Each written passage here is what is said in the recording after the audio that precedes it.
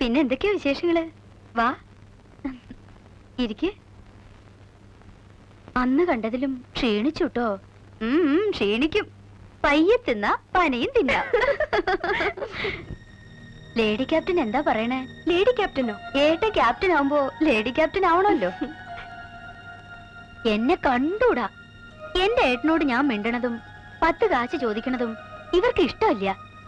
എന്റെ ഏട്ടനെ ഇത്ര പിശുക്കനാക്കിയത് ഇവരാ. നല്ല സമ്പാദ്യമുണ്ട് കയ്യില്. ദേ എന്റെ കഴുത്തിൽ കിടക്കണ കണ്ടോ? 1 പവൻ. അവരുടെ കഴുത്തിലും കയ്യിലും കണ്ടോ? പുറത്തെടുക്കാത്തത് ഇഷ്ടം പോലെ ഇനിയുണ്ട്. അമ്പികടുത്തേക്ക് ഞാൻ 2 വള തരുന്നുണ്ട്. എന്റെ ഈശ്വരാ, എന്റെ ആങ്ങളമാര് പോലും പറയാത്ത വാക്കാ. അമ്പികടുത്തേക്ക് ഇനി നിങ്ങളൊക്കെ ഉള്ളൂ. അമ്പികടുത്തി ഇനി കുറച്ചു ദിവസം എന്റെ അടുത്ത് നിൽക്ക്. ഞാൻ ഇവിടെ ബോറടിക്കുക. ഏടത്തേക്ക് ഇന്ന് തന്നെ പോണം.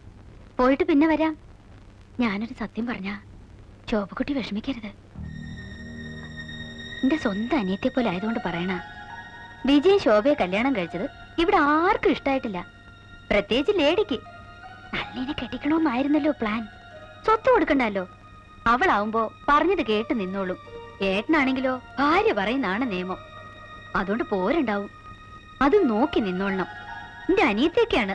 എന്നാലും ആ ചെറിയ വിത്തുണ്ടല്ലോ സുധാ, ചൊറിയൻ ചേമ്പ് വാശിക്കാരിയാ.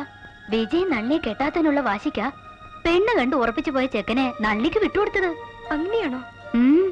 അറിയാൻ ഇനി എന്തൊക്കെ കിടക്കണോ? അമ്പയെടുത്തി പറഞ്ഞുതരാം. ഈ കാതി കിടക്കണത് എത്ര പവനുണ്ടാവും? അറിയില്ല. ഇഷ്ടായോ? ഇഷ്ടപ്പെട്ടിട്ട് എന്തിനാ? ഇതുപോലൊരെണ്ണം ഞാൻ തരാം. ഞാൻ എങ്ങനെ വേണ്ടാന്ന് പറയും? അമ്പയെടുത്തി എങ്ങനെ ആരും സ്നേഹിച്ചിട്ടില്ല. വാ.